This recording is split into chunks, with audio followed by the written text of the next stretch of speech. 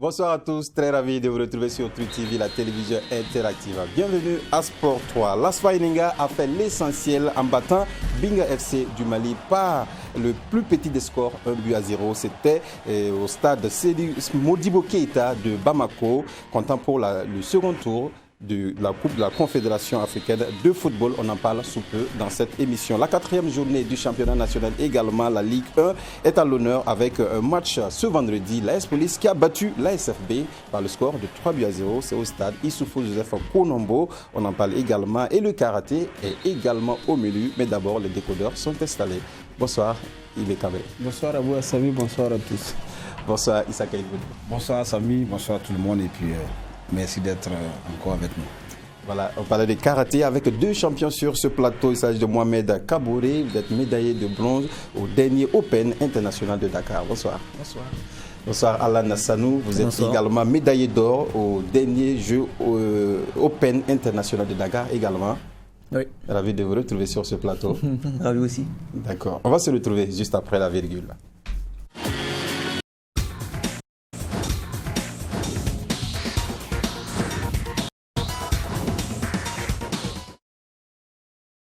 Voilà, mais tout d'abord, cette nouvelle, la Fédération burkinabé de football a procédé à un remaniement du comité exécutif. On a appris que Api Dagba a été remplacé dans le comité exécutif par Fayama. Il y a également Madame Tal Isabelle qui a été remplacée par Aïbata Nyampa. Il y a également le juge Ramdé également qui a été remplacé. Issa Kaïdou, comment vous avez appris cette nouvelle du remaniement au niveau du comité exécutif de la Fédération? Alors, comment j'ai pris cette information? C'est juste en venant et me préparer pour l'émission que l'information est tombée comme tout le monde l'a vu, avec ce réaménagement ou ce réajustement en fonction de où on se situe. Bon, donc, maintenant, c'est qu'on se dit, peut-être que les jours à venir, on pourra nous situer véritablement des raisons qui motivé. Sinon, on vient juste d'avoir l'information comme quoi. Est-ce que c'était pressenti? Est-ce qu'on sentait déjà qu'il y avait... Non, pressenti, c'est trop dit. Nous ne faisons pas partie des membres du bureau exécutif. C'était un bureau qui a été mis en place après juste l'élection du président. Donc, nous, on observe les choses de loin. Donc, on ne peut pas savoir réellement qu'il y avait des éventuelles possibilités de changement. Maintenant, il faut vraiment être peut-être aux alentours de ce comité-là pour pressenti ou bien senti qu'il allait avoir peut-être des réaménagements ou des réajustements. Mais nous, quant à nous qui sommes des observateurs à longue distance, franchement, on ne pouvait pas imaginer qu'il allait avoir des réaménagements. Mais quand cela ne tienne, le réaménagement, il est là. Maintenant, ce qui est important, c'est peut-être dans les jours à venir que nous puissions peut-être avoir quelques informations ou glaner quelques informations relatives à ces réaménagements. Comme dans la vie de toutes les institutions, il peut toujours avoir des mouvements, des personnes, et c'est ce qu'on a constaté ce soir. Oui. Lazare Bassé a un an de son mandat qui procède déjà à un réaménagement Ibi Kabré. Et pour vous, est-ce que c'était déjà le moment où il pouvait attendre? Je crois que c'est la deuxième fois, non? Parce qu'il y avait le 4e vice-président chargé des affaires financières. C'est ça qui a été remplacé donc par Moustapha Dektoumda. Et là, c'est le 2e remaniement donc, qui intervient juste après une année de son mandat. Ben, écoutez, quand il y a des situations comme ça, il y a une interrogation. Est-ce que légalement c'est faisable? Il m'a tout l'air que oui. Et donc, pour le reste, c'est Lazare Bassé qui a été élu. Il sait où est-ce qu'il veut conduire son navire. Il a estimé donc que le chemin qu'il a emprunté nécessite un réaménagement, ou du moins un repositionnement des hommes, parce qu'on a vu qu'il y a certains qui ont bougé d'un poste X à un poste Y, il y a d'autres qui quittent le comité exécutif. Mais quand cela ne tienne, il faudra qu'après tous ces réaménagements, donc, il faille justement fédérer toutes les énergies, parce que le football en réalité ne va pas aimer, j'ai envie de dire, le bruit.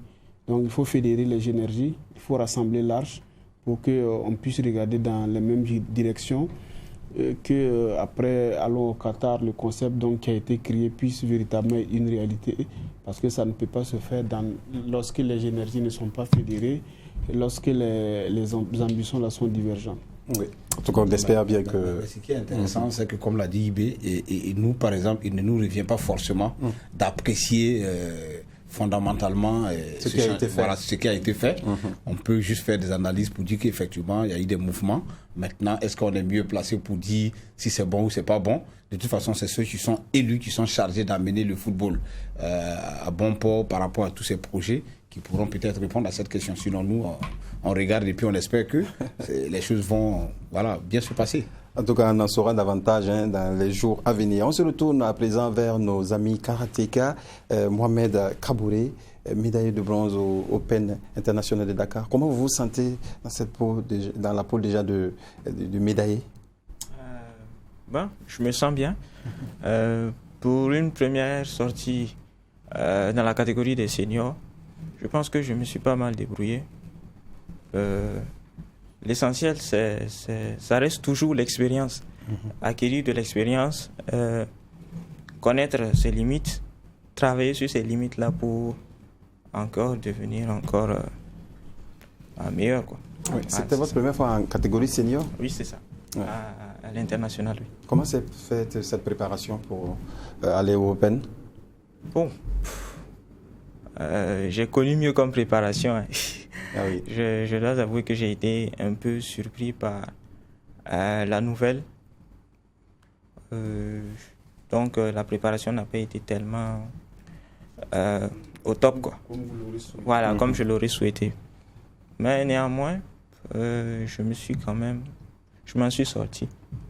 Oui, avec une médaille de bronze. Et Alan Sanou, et Karma, c'est la médaille en or. Hein. Ouais. Pour vous, c'était plus facile? Bon, je ne peux pas dire que c'était facile, mais en tout cas, il y a eu quand même de la préparation, contrairement à moi. Wado, lui, et je dis, Mohamed, lui, il avait plutôt un examen à faire. Donc, il n'avait pas vraiment le temps pour s'entraîner. Mais moi, avec mes frères, bon, nous, on a vraiment eu un peu ce temps-là, tous les jours, 3 fois dans la semaine, minimum, pour pouvoir s'entraîner. Donc, je pense que c'était, pas suffisant, mais c'était vraiment nécessaire en tout cas. Et comme il a dit, et Mohamed l'a dit, ça nous a un peu surpris aussi le Open de Dakar.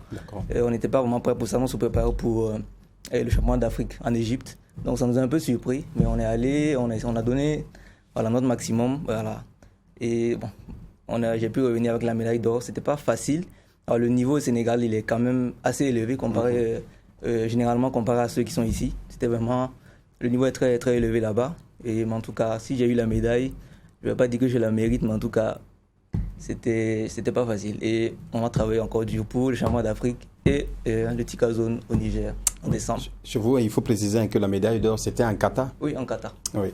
Combien de fois vous avez compéti pour pouvoir arriver? Quand on fait des compétitions? Oui, le Qatar, c'est un seul passage? J'ai fait 3 passages, parce qu'on était 14 avec 2 poules de 7. Donc j'ai dû faire 2 passages pour les éliminatoires et le dernier passage pour la finale. Oui. On va voir cette vidéo de Mohamed Kabouré qui a eu la médaille de bronze en Koumit. En tout cas, c'était du côté de Open International de Dakar où il a participé. Sur votre petit écran, au bas du petit écran, Mohamed Kabouré en rouge. Voilà. Et ce combat, comment vous l'avez vécu, Mohamed? C'était chaud. C'était chaud parce que le bonhomme en face, il était... Combien il était plus grand? Il était très grand. Donc ça n'a pas été évident. Il semblait beaucoup plus costaud que vous. Bon, pas plus costaud, mais plus grand. Plus grand. Il était de quelle nationalité? Sénégalais. Je crois qu'ils étaient tous sénégalais.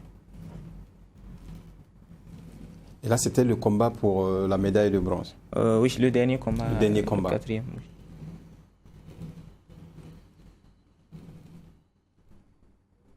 Dans ce genre de situation, alors Mohamed, dites-nous comment il faut procéder pour pouvoir vaincre son adversaire?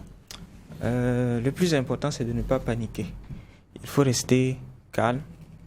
Vu que c'est la catégorie des seniors, on ne peut pas combattre comme si on était encore un junior. Les juniors, ils sont agités, voilà. Ça démarre dans tous les sens, ça attaque tout le temps, chaque 3 secondes, ça attaque. Non, en senior, c'est pas comme ça. Il faut se calmer, se poser, bien analyser l'adversaire avant de tenter quoi que ce soit. Parce qu'à la moindre occasion, l'adversaire ne va pas dormir. Il faut en profiter pour Nous on appelle ça remiser. Remiser. Il peut remiser, voilà. D'accord. C'est ça. Il y a une différence avec le kata. Le kumite, c'est le combat, on va dire. Ouais. Et le kata, c'est l'agencement des gestes techniques en karaté. Comment vous êtes arrivé à pouvoir faire cela? C'est les entraînements? Bon, c'est les entraînements. Le kata, c'est vraiment la concentration surtout. C'est vraiment avoir un niveau de concentration. Ça veut dire la foule, tout ne doit pas vraiment influencer. Ça veut dire quand on commence le kata, on est concentré, on ne pense plus à autre chose, on pense que sur le kata, on ne pense même pas à la victoire, on ne pense plus à l'adversaire. L'objectif, c'est de terminer le kata, de pouvoir le reproduire quasiment comme si on était à l'entraînement. Voilà, à la compétition, c'est un peu difficile. On ne peut pas faire exactement comme à l'entraînement. Voilà, c'est un peu, il y a la pression et tout, mais on essaie de faire un peu plus pour se rapprocher plus de ce qu'on fait à l'entraînement. D'accord. Allez-y. Est-ce que vous arrivez par moment, parce que je sais que c'est un exercice assez difficile, il peut vous arriver par moment d'oublier dans l'agencement comme il a dit, dans l'agencement des mouvements. Est-ce qu'il peut arriver qu'on oublie une partie et comment on se reprend? Bon, à un certain niveau, je pense que oublier le kata, ça n'arrive pas vraiment. C'est surtout quand on débute la compétition, voilà, en ce moment avec la pression, ça passe, mais bon, à un certain niveau, je pense que oublier le kata, non. Mais le problème, c'est surtout des problèmes physiques. Ça veut dire on peut trébucher, on peut voilà. Mais oublier le kata, si on est vraiment préparé, c'est difficile de voir. C'est difficile d'oublier le kata en fait. D'accord. On va voir cette vidéo de vous au Open International de Dakar où vous avez remporté cette médaille d'or en kata. Et là, c'est le début et c'est la... Justement. Dites-nous. C'est le début du kata. Donc c'est noté sur la technique d'abord, qui a plus sur 20 points, et aussi le niveau athlétique. Donc si c'est le niveau athlétique, on regarde la vitesse, on regarde la force qu'on met dans les mouvements. Mais c'est le côté athlétique qui prend plus. L'équilibre également. Ouais, l'équilibre aussi c'est athlétique. Parce que là, on sent que vous mettez vraiment de la vigueur même dans les mouvements de poing. Il y a la force. Ça, c'était le premier passage pour les éliminatoires. Vous avez combien de temps? Mais c'est pas chronométré. Il y a pas. Bon, si c'est en équipe, il y a plus de temps. Mais en individuel, je pense que le kata. Non, parce que le kata ne dépasse pas 2 minutes. Mais est-ce que tout ça, ça obéit à un message particulier? Oui, parce que chaque kata a son art déjà, a son style. C'est reproduire vraiment des mouvements de l'art. Mais comme c'est la compétition, c'est vraiment ajouter ce côté athlétique en fait. C'est ce côté où on sent qu'il y a vraiment de la puissance et cet effet de puissance, de vitesse, voilà. Ce côté athlétique, vraiment qu'on ajoute à cet art, voilà. Un peu ce domaine. C'est quoi le rapport avec le kata et le combat réel? Le kumite, je pense que le kumite, en compétition en tout cas, eux ils sont plus dans la réactivité. Ça veut dire, ils m'attaquent et je dois réagir vite. C'est un peu ça le combat. C'est vraiment le premier à toucher. C'est la vitesse, c'est vraiment ça. Mais en kata, c'est un peu plus proche de l'art originel en fait. C'est vraiment reproduire le kata. Et comme l'art le dit, mais la différence c'est qu'il faut ajouter ce côté athlétique. En combat, on ne demande pas de mettre KO son adversaire. On ne demande pas de le taper, il va tomber, il est couché. Ça c'est pénalisé même. Mais en kata, les coups, on demande que les coups, comme on est seul, les coups doivent être vraiment réels. C'est un peu la différence en combat et en kata. En combat, on prend des coups. Oui, on prend des coups, mais c'est pas intentionnel de le mettre au sol. En fait, voilà, c'est contrôlé. Mais en tout cas, si on ne fait pas attention à se prendre des coups, c'est évident. Et cette compétition, c'était aussi un challenge pour vous et une occasion de vous préparer pour le championnat d'Afrique. Hein? Oui, effectivement. Oui. Et vous pensez bien qu'avec l'apport de cette compétition, vous pouvez aller aux Jeux africains? En tout cas, on va aller tout donner parce qu'on a fait, avec la Covid, on a fait toute l'année 2020, on n'a pas fait de compétition. C'était notre première compétition internationale depuis l'événement de la Covid. Donc, je pense que ça nous a vraiment un peu réveillés. Lui aussi qui a fait sa première compétition senior, vraiment, c'est de l'expérience surtout. Oui. Parce que nous, on est sortis après vraiment une grande pause comme ça. Ça nous réveille vraiment. Donc, pour l'Égypte, moi, j'avais vraiment besoin de ça pour vraiment me préparer. Donc, pour l'Égypte, je pense que c'était vraiment en tout cas nécessaires en tout cas pour pouvoir y aller. D'accord. En tout cas, beaucoup de courage. On y reviendra pour parler, en tout cas, dans cette émission.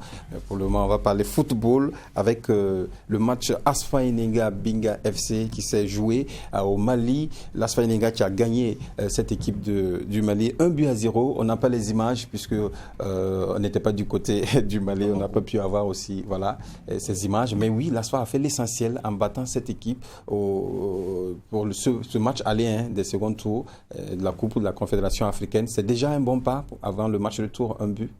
Un très grand pas. Battre en campagne africaine, battre une équipe à domicile, c'est vrai qu'on dirait que le goal average n'est pas suffisamment important, mais je pense qu'ici, au regard donc du calibre de l'adversaire, qui est Binga FC, c'est une équipe quand même embryonnaire qui apprend à connaître la compétition africaine, contrairement à l'Asfa Eninga qui a joué son 53e match en campagne africaine pour cet après-midi. Et ils ont pu terrasser justement cette équipe donc, sur ses propres installations. Et forcément au match retour, ça va être la confirmation. Et l'Asfa Eninga normalement ne devrait pas quand même se payer le luxe de se faire éliminer par cette équipe, je répète encore, donc, qui apprend à découvrir, à connaître, sinon à découvrir donc, cette campagne africaine. Et l'Asfa Eninga s'était véritablement préparé avec ce qu'on a vu. Et on avait déjà pointé du doigt la préparation justement donc, de ce match lorsque l'Asfa Eninga avait concédé le match nul face à l'Étoile filante de Ouagadougou dans un match où ils avaient quand même dominé en première partie et que lorsque l'Étoile filante avait mis de l'agressivité, donc ils avaient levé les pieds. Donc on s'était dit que c'était des garçons qui avaient à l'esprit donc ce match et ça s'est confirmé donc ce soir. On va dire donc bravo donc aux jaunes verts. L'Asfa Eninga, avec ces matchs du championnat national, pour vous, ça a été un apport pour la préparation en vue de ce match aller contre le Binga? Oui, bon, on peut le dire ainsi parce que effectivement, l'avant-dernier match, avant que l'Asfa croise les crampons face à cette équipe malienne, l'Asfa a eu effectivement l'opportunité de se mesurer à son éternel rival à la deuxième journée, je crois, du championnat national de première division, où ça a été vraiment quelque chose un my test, parce qu'effectivement, l'adversaire avait mis quand même beaucoup de punch dans le jeu, comme il le disait, un peu d'agressivité. Donc, sûrement, ça a permis dans l'ensemble aussi à mettre l'Asfa dans les conditions optimales. Mais je voudrais également dire que la victoire, pour moi, c'était une victoire, c'est une victoire assez étriquée quand même. C'est assez étriqué. Parce que quand on regarde quand même, c'est vrai, nous sommes en campagne africaine, l'équipe du Mali qui n'a aucune... son expérience est assez vierge sur le continent. C'est une équipe qui est pratiquement même méconnue, qui vient de la deuxième division. Ça veut dire que c'est deux formations qui sont dans la même école aujourd'hui, mais qui ne sont pas dans les mêmes classes. Ça veut dire que l'Asfa Eninga est un club mythique quand même du Burkina, plus de 50 ans d'existence, qui a déjà connu des verts et des pas mûrs, face à une promue quand même de la deuxième division, il faut le dire. C'est une équipe de deuxième division qui a failli même, on s'était posé des questions à un moment donné, est-ce que cette équipe va pouvoir jouer le second tour au regard des conditions dans lesquelles l'équipe avait voyagé du côté du Libéria pour aller faire plus de 4000 km dans les véhicules. Donc on se disait que ce club-là avait des difficultés au pays par rapport à l'aide, tout ça, que l'État n'avait pas mis les moyens. Bon, donc on se disait, c'est une équipe qui allait être beaucoup plus facile à manœuvrer, mais on s'est rendu compte que non. L'Asfa Eninga a gagné au stade Modibo Keïta, mais ça a été quand même à l'arraché. 1-0, c'est qu'il faut faire, il faut être très vigilant, rester concentré pour le second tour, parce que je me rappelle que lorsque le deuxième représentant burkinabé devait jouer contre le stade malien, mon cher ami Ibe avait parlé à l'époque d'un papier, un tigre à papier. J'ai dit non, il faut faire très attention, la compétition africaine ne connaît pas ces considérations. Si l'Asfa a juste fait 1-0, ça veut dire que cette équipe va attaquer aussi l'Asfa Eninga au match retour. Ça sera du côté d'Abidjan. C'est sur un terrain neutre. L'Asfa reçoit là-bas. Donc il faut être vigilant, il faut rester concentré et ne pas croire que le combat est déjà un acquis. Voilà, parce qu'on aurait dû marquer peut-être 4-5 buts sur cette équipe. On se dirait qu'on était vrai qu'on n'a pas pu suivre le match, moi j'ai suivi un peu quelques séquences voilà, de ce match sur les réseaux sociaux. Il y a une page malienne qui faisait le match en direct. J'ai pu suivre quelques séquences. C'est pour dire que 1-0, c'est bon, mais il faut rester vigilant. Il faut aller encore chercher cette équipe-là, la battre sérieusement, et puis bon, voir l'avenir avec beaucoup de sérénité. Oui, c'est que l'ASFA Elinga, sa meilleure participation en campagne africaine, c'était en 91, où ils ont été éliminés en quart de finale par Dynamo, Power Dynamo, la Zambie. Power Dynamo, c'est pas Zimbabwe, Power Dynamo? C'est Zambie. Voilà. Mais c'était pas la même donc formule. On peut croire que cette fois, l'ASFA peut aller loin. Non, l'ASFA peut aller loin. L'ASFA a aujourd'hui son destin en main. Il y a une organisation qui est là, qui est bien faite. Il y a des dirigeants qui sont autour du club. On sent une certaine symbiose, une certaine envie d'aller faire quelque chose.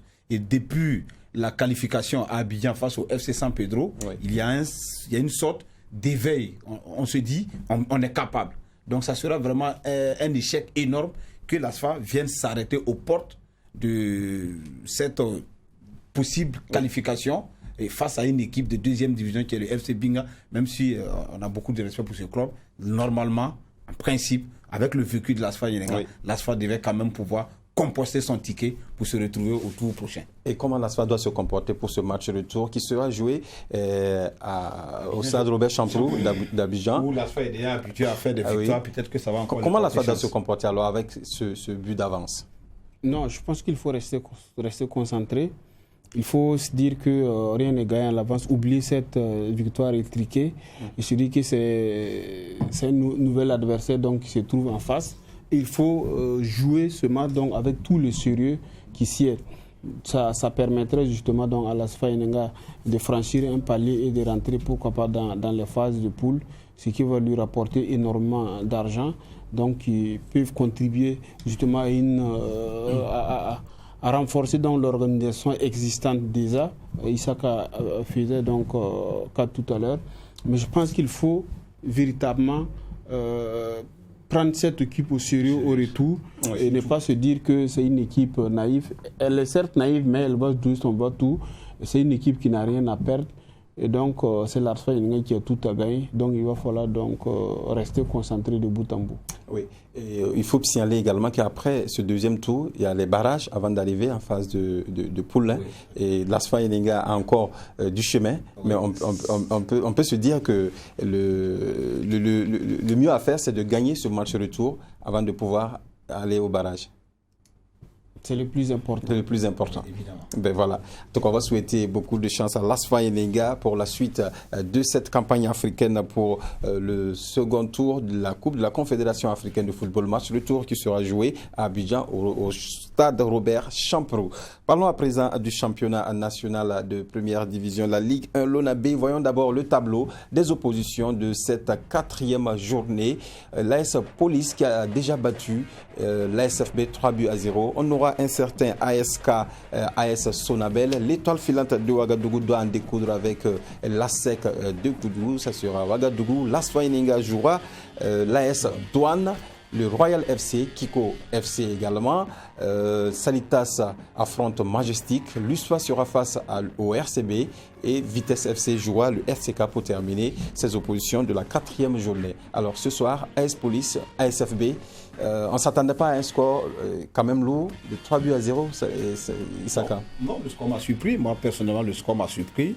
Belle victoire quand même de l'AS Police, coachée par le revenant entre Griff Murillo qui commence à faire sensation à la tête de cette formation qui a eu quand même pas mal de difficultés l'année dernière. On l'a vu, c'est une équipe qui a terminé très difficilement le championnat, mais qui semble démarrer très bien sous la houlette de Murillo. Mais pour dire que, franchement, j'ai été surpris des 3 buts, parce qu'on avait quand même présenté aussi la SFB comme une équipe... en plein de maniement, voilà, avec Lato. Voilà, une équipe, non pas Lato, Oui, Lato, effectivement, Lato. Voilà, le jeune entraîneur de Léopard de Saint-Camille qui a déposé ses valides de côté Bobo Dioulasso. Donc, on attendait quand même de voir cette formation assez brillante et belle, mais malheureusement, elle s'est fait croquer ce soir. C'est une véritable entourloupette que cette équipe de l'AS Police a réussi à faire ce soir. 3-0. Moi, franchement, j'ai été surpris. On peut dire bravo à ces garçons, mais ça va très mal du côté de la SFB parce que ça traîne quand même. Il va falloir se réveiller si on veut jouer les premiers rôles. Les matchs, il faut les gagner. Et là, ce soir, ils se sont complètement troués face à une équipe vaillante de l'AS Police qui en voulait sous la houlette de son entraîneur emblématique Mourinho qui flanque 3 buts. On peut dire également que c'est une bonne option pour l'AS Police pour sonner le déclic pour le début de cette saison, puisque l'AS Police devrait en tout cas faire cela pour pouvoir se mettre en confiance. Après le coup de sifflet final, l'AS Police est leader au championnat avant donc le démarrage des autres matchs. Bien sûr. C'est le meilleur début de saison de l'AS Police depuis son histoire en première division. D'accord. Et ce qui est arrivé ce soir aussi est historique parce que c'est sa première victoire face à la SFB en 10 rencontres. Donc du coup, on peut dire félicitations à Mourinho parce que lui, il vient le signe indien et avec la manière. Contrairement à ce qu'on peut imaginer, la SFB n'a pas été ridicule. Mais c'est une équipe que l'AS Police a pu avoir à l'usure. Figurez-vous, les 3 buts sont rentrés dans les derniers quarts d'heure. Dans les derniers quarts d'heure donc, de la rencontre. Et là aussi, il faut se rendre compte que c'est une équipe physiquement prête. L'AS Police. Parce que ces 4 matchs, tous les buts que l'AS Police a marqués depuis le début du championnat ont été marqués donc en deuxième partie. Que ce soit face à la SEC, ces deux buts marqués face à la SEC, c'était en deuxième période, face à l'AS Sonabel, et ce soir également face à l'ASFB. Et maintenant, il faut se dire que dans le contenu, ça a été quand même un match assez plaisant, et le ballon a roulé, circulé. Et Mourinho donc qui nous sert, j'ai envie de dire donc cette très belle palette avec à la clé donc cette très belle victoire. Et la SFB, il faut se dire, n'a pas démérité, sauf que les clés qui ont été utilisées, c'est des clés sorties donc de l'usine Mourinho. On va le dire véritablement bravo. Il sait le faire en tout cas, Mourinho, Moussa Ouedraogo. Et la SFB qui cale pour ce début, puisque ça doit être la deuxième défaite pour ce début de championnat. En 4 journées, concède déjà 2 défaites. Le démarrage et 2 matchs nuls. Voilà, le démarrage est très difficile. Il faut se réveiller. C'est un moteur, peut-être on me dira que c'est un moteur à diesel qui va peut-être au fil du temps. Mais le danger dans ce genre de championnat, c'est qu'on croit toujours qu'on va peut-être se réveiller à telle journée. Et si on n'arrive pas à le faire, passer. C'est le début du championnat qui est crucial. Oui, c'est ce que je suis en train de dire. Il faut à un moment donné briser déjà la machine peut-être des échecs et puis basculer dans le volet des victoires. Sinon, quand vous traînez beaucoup pendant longtemps à ne pas gagner, à un moment donné, ça devient compliqué. Donc, pour une équipe qui veut jouer les premiers rôles, parce qu'à mon humble avis, ils se sont quand même préparés aussi en allant arracher ce jeune entraîneur qui a fait belle figure l'année dernière avec Lato. Ça veut dire qu'ils avaient des ambitions. Et pour l'instant, ça cale. On est déjà à 4 journées, 4 matchs joués, 2 défaites, 2 nuls. Pas de victoire. Bon, comme de vues encaissées, il faut regarder tout ça, analyser au fond. Et puis ressortir peut-être ce qui ne marche pas pour l'instant dans cette équipe. Et puis se réveiller très vite pour ne pas se faire à un moment donné. Surtout ne pas tomber dans une psychose peut-être de choses, de défaites. Exactement. On va revoir le tableau des oppositions de cette 4e journée. L'AS Police qui bat la SFB 3-0. AS Sonabel, une rencontre à suivre également. Étoile filante de Ouagadougou contre la SEC de Koudougou. Voilà, à Ouagadougou. Asfa Enenga, AS Douane.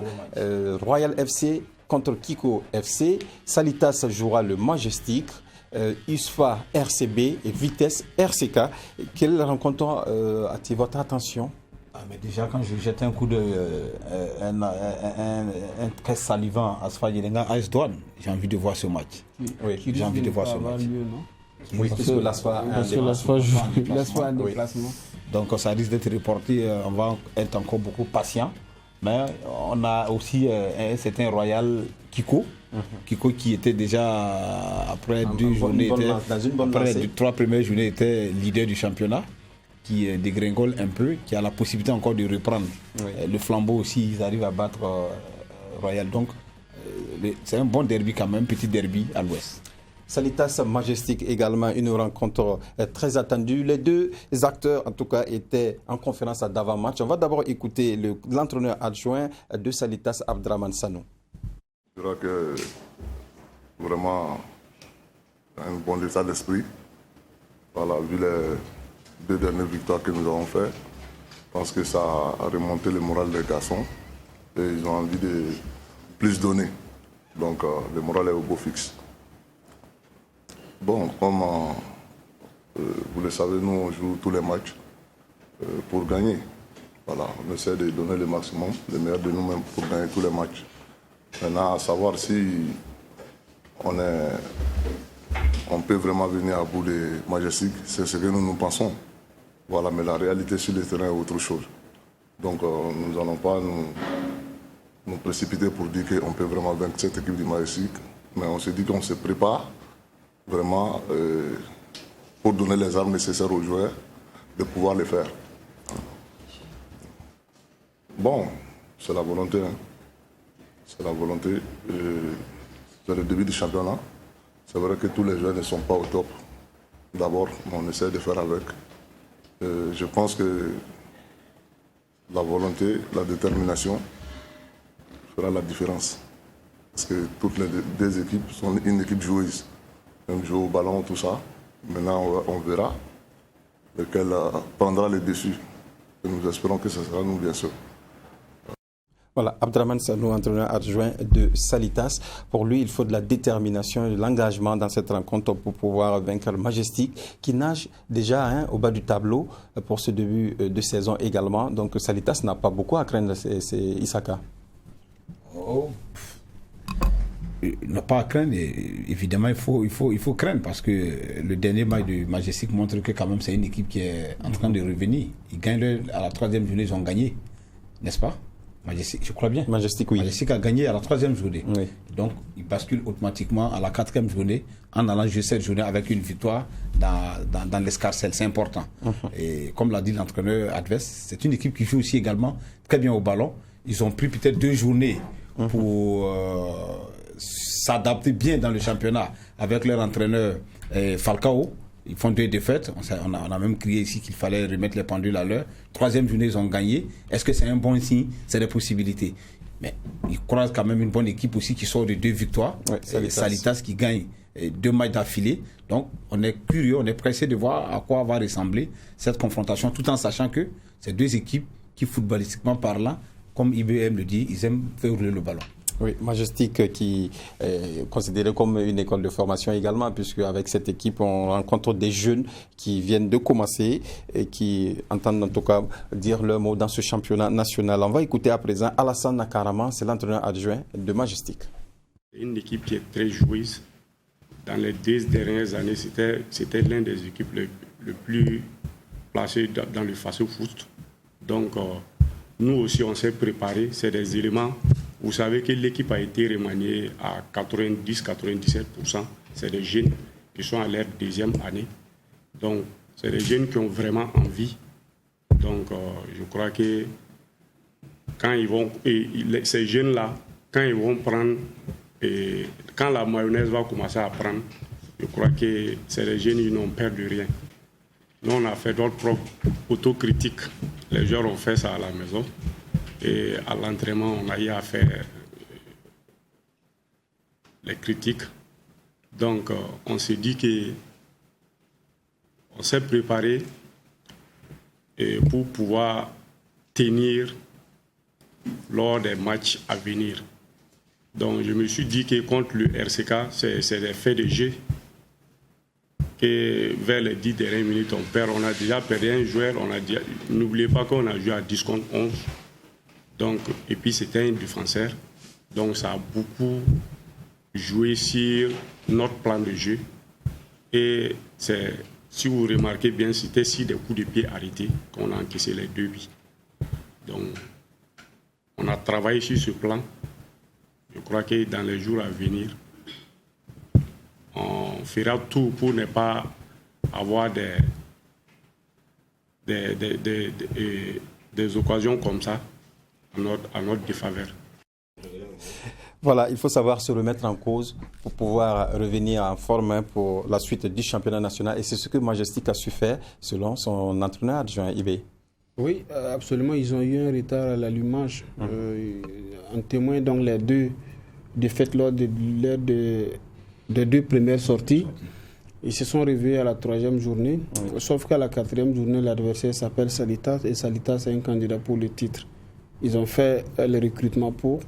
On a fait venir donc des joueurs d'expérience qui ont une expérience sur les compétitions, parfois même européennes, qui ont des expériences à l'équipe nationale, en l'occurrence les Souleymane Kwanda, les Ismaël Zagré, les Draman Salou et autres, sans compter donc sur le Modi Cissé, sans oublier donc le réveil d'un garçon comme Geoffroy Nino Bazier. Donc en face à l'État, cette saison, ça s'annonce quand même comme un foudre de guerre dont il va falloir faire très attention. Et Majestic, c'est une équipe, comme le coach a su bien le dire, qui est en reconstruction. C'est vrai que l'année dernière, ils se sont donné un nouveau projet. Ils ont laissé filer donc les cadors de l'équipe et répartis donc sur de nouvelles bases avec des jeunes qu'ils tentent de mettre donc en compétition. L'année passée, déjà, ça n'a pas été très fameux, mais ils n'ont pas été ridicules. Donc cette équipe continue donc sur cette lancée et cette saison, c'est une équipe donc qui va, même si elle ne va pas jouer les premiers rôles, elle va jouer quand même les troubles faits à mon sens. Oui, donc une 4e journée donc à suivre très attentivement sur tous les stades du Burkina Faso. Voilà. On se retourne encore vers nos amis champions, Mohamed Kaboré qui est médaillé de bronze en kumit et Alan Sanou médaillé d'or, et c'est en kata. Voilà. Alors sur le plan national, quel est en tout cas le challenge qui est au programme actuellement? Vu qu'on vient de finir le championnat national de cette année et que il s'est bien passé. Le challenge maintenant, c'est de confirmer ce podium l'année prochaine. Donc, pour le moment, c'est ne surtout pas dormir, il faut pas ralentir, il faut continuer le travail. Et bon, on attend l'année prochaine. Oui. Est-ce que c'est facile pour un athlète comme vous, d'un certain niveau, de s'entraîner, d'avoir l'envie, la motivation de s'entraîner quand on sait que à court et à moyen terme, il n'y a pas une compétition proche comme ça? On se motive avec quoi pour pouvoir maintenir cette flamme-là? C'est vrai que c'est pas facile en tout cas. Par moment, on perd la motivation, c'est vrai. On n'est plus motivé, mais néanmoins, il y a les camarades qui sont là. Quand je regarde par exemple Alan, qui compétit à l'international pour nous, et quand je vois les performances qu'il arrive à faire, franchement, moi ça me motive vraiment beaucoup. D'accord. Et Alan, vous n'êtes plus à présenter, hein, vous êtes bien connu du public burkinabé avec les trophées que vous avez raflés sur le plan national et international également. Pour vous, comment se prépare cette compétition qui sera tenue en Égypte? En tout cas, la compétition se prépare doucement. Déjà, on est revenu et de Dakar, on commence déjà les préparatifs parce qu'on n'a pas vraiment le temps. C'est quand la compétition est loin qu'il faut vraiment se donner à fond durant les entraînements parce que voilà, on n'attend pas une semaine, 2 semaines avant la compétition, ça passe pas. Le travail va se faire sortir au jour de la compétition. Donc, on travaille avec les frères aussi, on commence déjà parce que voilà, c'est surtout le challenge, c'est beaucoup au niveau de l'équipe aussi, l'équipe kata. Donc, ça se prépare doucement, voilà, doucement et sûrement. Et voilà, on va voir ce que ça va donner là-bas. Ouais, moi, je voudrais savoir, vous avez été à l'Open de Dakar où vous remportez cette médaille qui brille sous votre cou. Ça se fait comment? Au sein de l'équipe, c'est dit que en partant, vous saviez que c'est en kata que vous allez compétir ou c'est sur Je veux dire, c'est pendant la période que ça se fait comment exactement? Je prends l'exemple des compétitions qui arrivent. Vous dites qu'il y a une compétition en Égypte. Vous, en tant qu'Alan, vous partez pour cette compétition en comité. Il est possible que vous fassiez une compétition en comité ou c'est forcément encore en kata? Non, c'est souvent en kata parce que quand on rentre dans l'équipe nationale, pour vraiment avoir une bonne performance, parce que les kata et puis les combats, c'est pas les mêmes bases. C'est pas la musculation qu'on fait en kata. C'est pas la même musculation qu'on fait en combat parce que là, c'est la réaction et nous, c'est le muscle qui est contracté la plupart du temps dans le kata. Eux, ils doivent savoir économiser. Non, on n'économise pas vraiment la force dans le kata. Eux, ils doivent économiser et c'est vraiment différent. Ça veut dire que ce soit l'entraînement technique ou l'entraînement physique, c'est pas la même chose. Donc, quand on rentre dans l'équipe nationale, voilà, c'est vraiment conseillé de se concentrer sur un domaine précis. Voilà. Donc vous, votre domaine, voilà, vous avez choisi. Voilà, c'est kata. Voilà, c'est ce qu'on veut quand même comprendre. Voilà, c'est kata. Lui, voilà, on va jamais lui demander de faire un kata au niveau international. C'est pas possible. Peut-être au niveau national, il peut, voilà, pour son club et voilà, se présenter. Mais au niveau international, dans l'équipe nationale, voilà, on prend ceux qui sont voilà, un peu aptes dans leur domaine pour pouvoir représenter le pays. Donc vous êtes déjà fiché voilà. Sur le kata international, sur le kata. Oui. Voilà, un peu, c'est clair. Alors, c'est clair pour vous, Issa Kalibodo. Alors, on vous connaît sous le nom des frères Sanou. Qu'est-ce qui fait la spécificité des frères Sanou? Bon, ça, c'est dans le titre déjà, hein, les frères, parce que quand on est frères, il y a une cohésion déjà qui est là. Et on est à la maison ensemble. Ça veut dire qu'on n'a pas besoin de chercher l'autre membre de l'équipe là-bas pour se retrouver. Non, on est déjà à la maison. Et la plupart du temps, vous compétissez ensemble en équipe? Ouais, non, on n'a pas des jumeaux. Des frères. Des frères, 2 ans de différence. Et tous les 3, donc... Malheureusement, il n'est pas sur ce plateau ce soir avec nous, sinon il allait en témoigner. Donc on est ensemble, ça fait que, voilà, déjà on a grandi ensemble, on se connaît. Quand quelqu'un fait une erreur, voilà, on n'a pas à l'insulter ou le blâmer, non, on sait comment on avance, on est une équipe. Dans le fait qu'on est frères, déjà ça nous permet d'avancer plus facilement, voilà. Oui. C'est un peu ça. Et votre défi? Comment ça se fait la vie en club? Comment est-ce que le choix est fait? Parce que généralement, si vous évoluez en équipe, dans un club donné, et comment ça se fait que c'est vous qui vous retrouvez à compétir donc à l'international et pas les autres? Les autres, c'est-à-dire les autres membres de votre club. C'est une sélection ou comment ça se passe? Bon, en tout cas, la sélection se fait... Il faut se faire voir, en fait. Ça veut dire quand on commence, si par exemple je n'ai pas fait aucune compétition, je vais commencer peut-être championnat de la Ligue, championnat national. Voilà. Au fur et à mesure qu'on va se faire voir avec les membres du bureau. C'est des minima qu'on gagne. Voilà, c'est doucement. Et on va se faire sélectionner. Maintenant, on peut sélectionner peut-être 2 ou 3 personnes. Maintenant, c'est parmi ces personnes, voilà, en fonction des conditions, des performances, on peut choisir qui va aller, qui va rester, comme ça. On sait qu'il y avait avec vous Farid Ali, qui a compété également. C'était un kata ou un kumite? C'est un kumite. Oui, elle était 5e au classement général. Deuxième. Médaille d'argent. Médaille d'argent. Ouais. Votre frère, lui aussi, c'est dans le même registre que vous? Oui, c'est les kata. Le kata. Nous, toi, c'est spécialité kata. Kata, ok. Ouais. Et votre défi personnel, maintenant, en compétition internationale, c'est quoi? Pour moi, mon défi, vraiment, c'est déjà l'Égypte. Si c'est championnat d'Afrique, je n'ai pas encore eu de médaille là-bas. Bon, en junior, j'ai eu une médaille de bronze. Okay. Mais depuis que je monte en senior, voilà, ça fait déjà 1 an, non? Donc l'année passée, j'ai pas eu de médaille. Donc moi, mon objectif, c'est d'avoir minimum la médaille de bronze. Voilà, donc c'est pour ça que je me suis vraiment entraîné cette année, depuis 2020, depuis la Covid, voilà. C'est d'avoir minimum cette médaille de bronze là. Et voilà, pouvoir toujours... Parce qu'on peut pas, tu peux pas venir prendre une médaille d'or en même temps, c'est pas possible. Il faut, voilà, c'est progressivement, voilà. Donc, mais l'objectif, c'est vraiment minimum. Il faut que je puisse revenir avec cette médaille de bronze. Je ne vais pas rentrer dans les indiscrétions. Ça donne droit à quelque chose, la médaille d'or? En termes, je vais dire, un peu comme aux Jeux Olympiques, où une crayon il y a quelque chose qui accompagne, ou bien c'est le pays qui est honoré? Je pense que c'est le pays, hein. On va demander à la fédération. En tout cas, beaucoup de courage à vous deux. Merci, pour la suite des compétitions.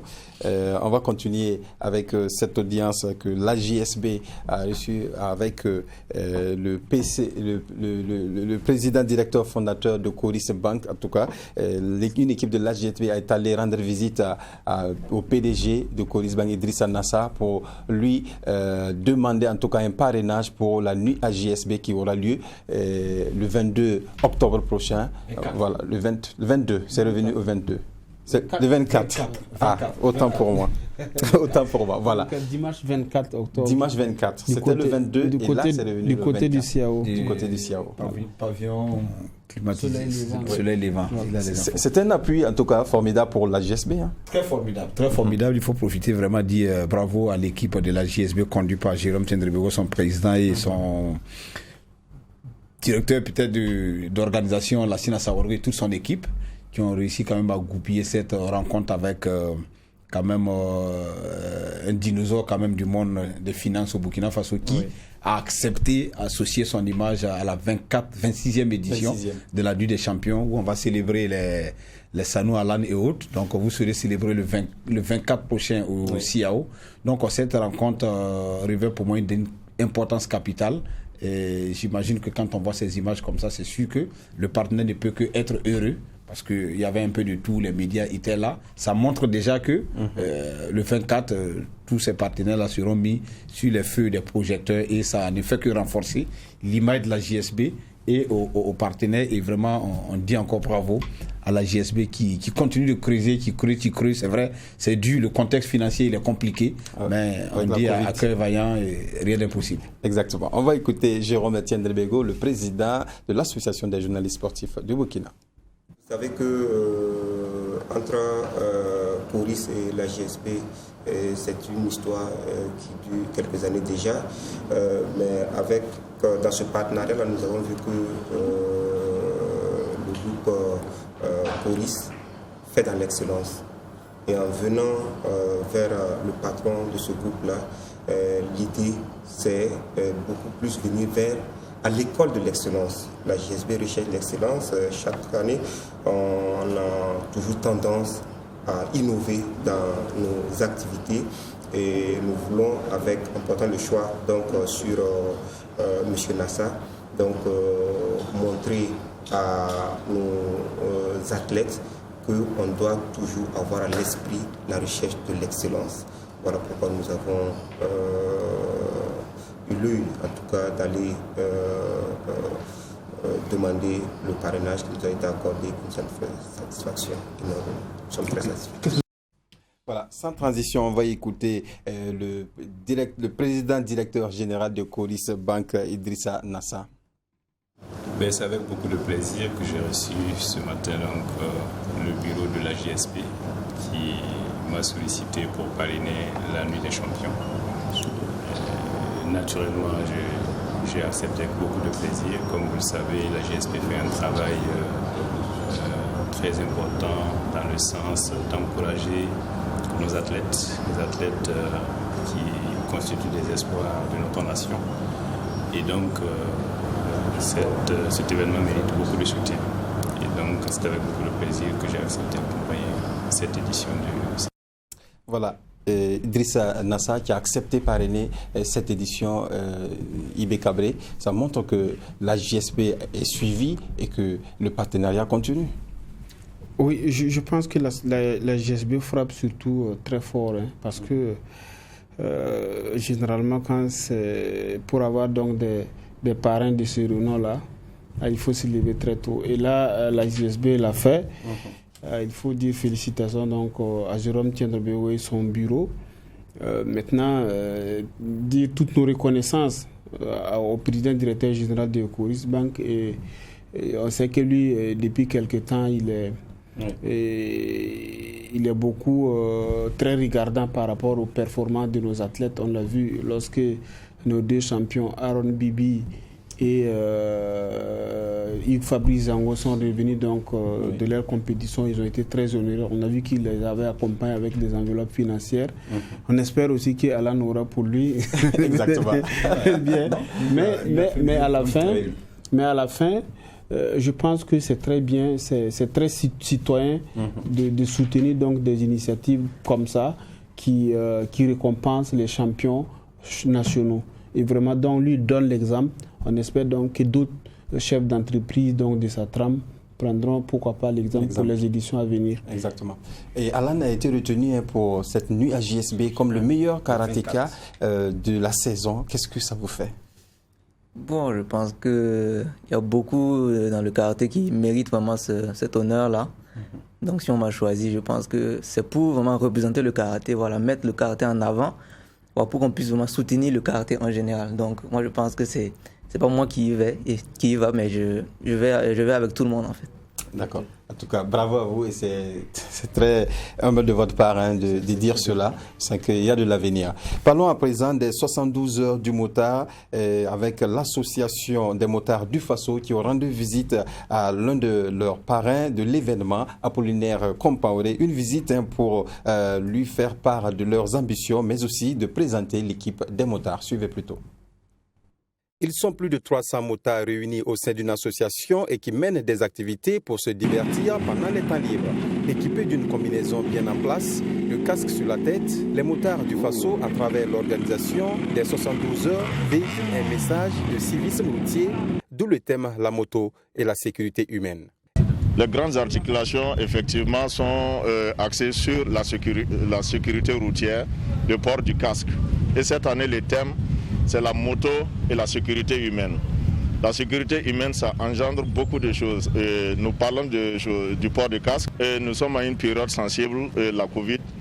Le ministre de la Santé également est coparrain pour cette activité parce que si nous drainons du monde, il faut respecter les gestes barrières, ainsi de suite.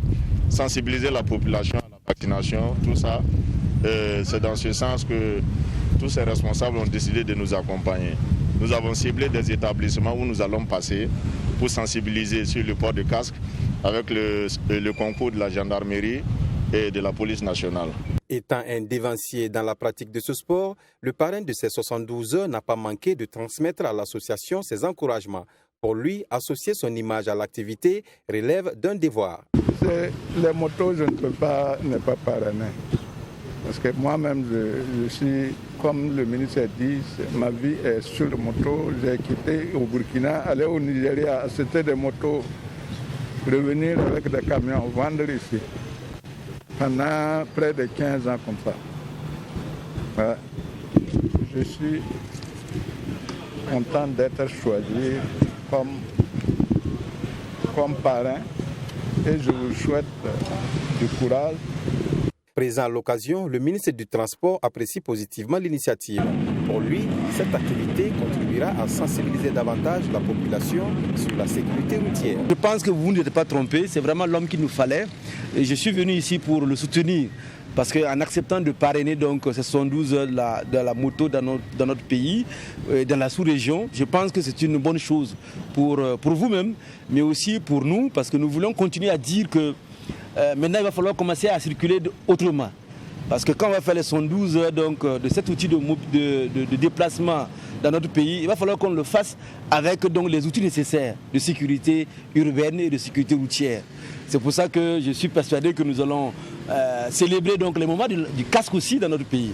Parce qu'il faut qu'on apprenne à dire aux populations du Burkina Faso que la moto, c'est vrai, nous pouvons aimer la moto, mais nous devons aimer la moto en nous sécurisant d'abord nous-mêmes.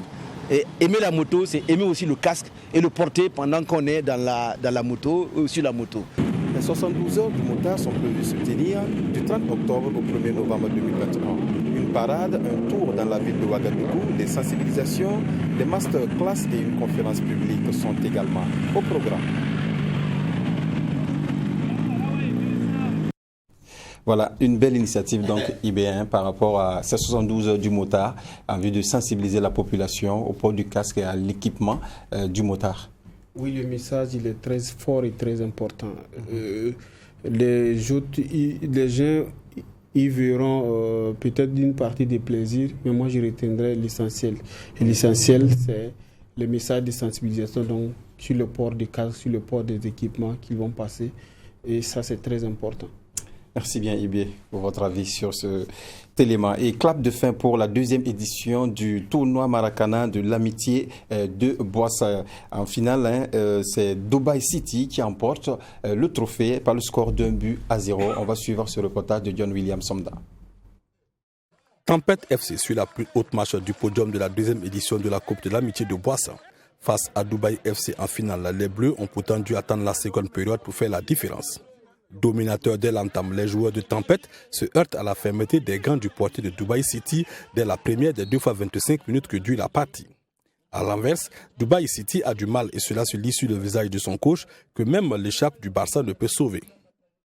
En deuxième partie, la différence se fait encore plus sentir avec à la clé le but de la libération pour Tempête FC et ses supporters.